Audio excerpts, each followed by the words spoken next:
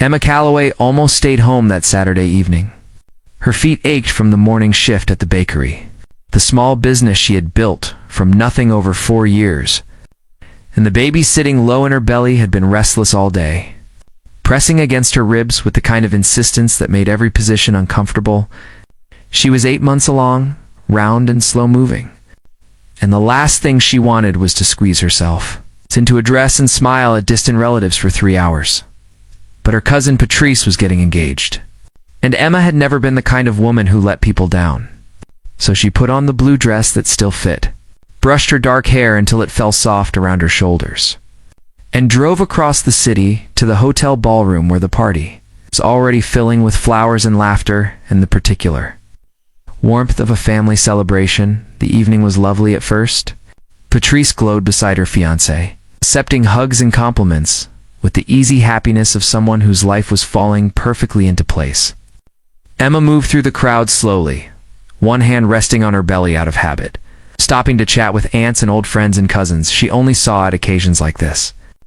She ate small plates of food she barely tasted and drank sparkling water while everyone else had champagne. It was near the end of the night when she noticed it. Celeste Vane was across the room, standing near the bar in a cream dress that probably cost more than Emma made in a month. Richard's personal assistant had never attended a family event before. Emma had not even known Patrice knew her. Celeste was not looking at the engaged couple or the flowers or the dessert table. She was looking at Emma, directly, steadily, with an expression Emma could not quite name. Not hostile exactly. Something more unsettling than that. Something that looked almost like pity.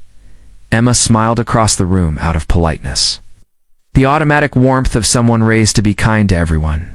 Celeste did not smile back. She simply turned away, set her glass down, and left the party. Emma told herself it was nothing.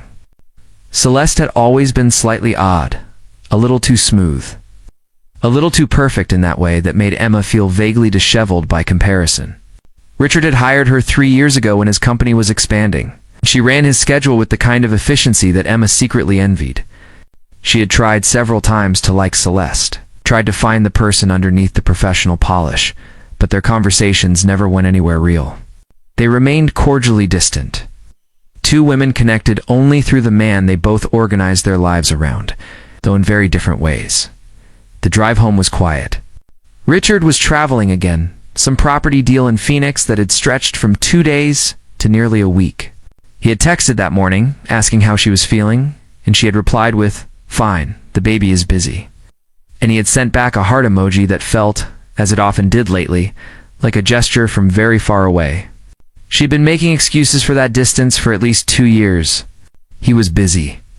He was building something important. Success required sacrifice. These were the stories she told herself on quiet evenings, when the house felt too large and too empty, and she caught herself wondering when they had last had a real conversation. She pulled into the long driveway of their home, the large house Richard had bought the year they married, all white stone and wide windows and a grand staircase inside that she had always found a little excessive for just 2 people. Now, with the baby coming, she had started to imagine it differently. A home full of noise and small shoes by the door and crayon drawings on the refrigerator. She wanted that more than anything. She had wanted it for years. The house was quiet when she entered.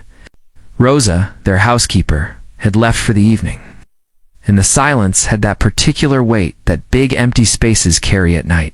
Emma kicked off her shoes at the door, relief moving through her feet immediately, and checked her phone.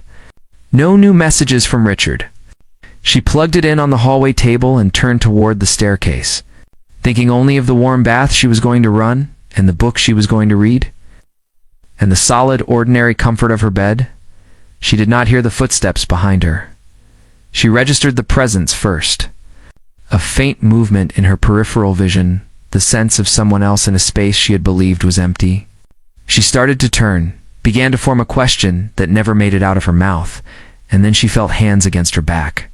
Not steadying hands, not gentle hands. Hands that pushed with deliberate force, both palms flat between her shoulder blades, sending her forward into nothing. The staircase rushed up to meet her. Emma grabbed for the railing and missed. Her shoulder hit the first step hard enough to send a white shock of pain through her entire arm, and then there was no stopping, only the terrible momentum of falling.